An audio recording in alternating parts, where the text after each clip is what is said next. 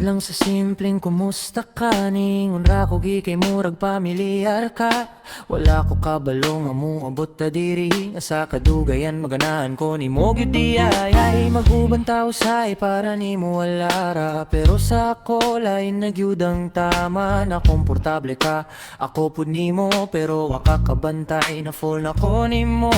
Maunang usay madlok kumuhunong, kay basin ako ray nagpadayon. Mauna ngayon na lang pala sa late night talks, kay kada gabi ikaw ra gyud akong kachat. Magbadayon tag pila ka bulan, unya ako ra di ay ang masakitan. Mauna ngayon na lang pala sa late night talks, kay kabalo ko miguragit ko nimo. Ako ray na pirmi kung kinahanglan ka, pero sa katapusan mapunta ra ka sa lain.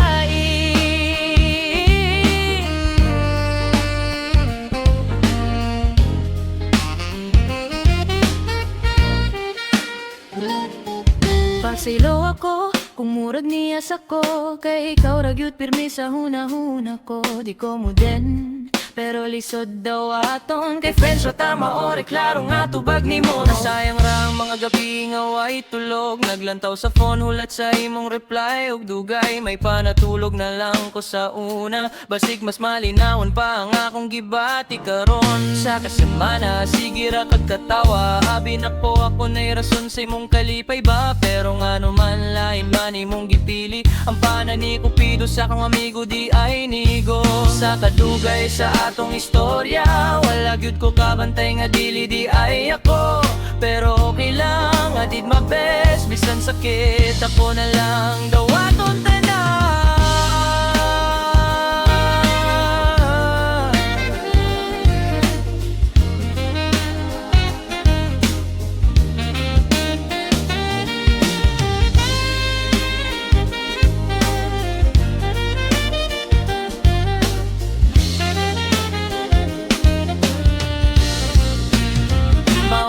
Ayaw na lang mo pala sa late night talks, kay kada gabi ikaw ra gyud akong kachat. Magpadayon tag pila ka bulan, unya ako ra di ay ang masakitan. Mao na ngayon na lang mo pala sa late night talks, kay kabalo ko miguragit ko nimo. Ako ray na apirmi kung kinahanglan ka, pero sa katapusan dili gyud ako.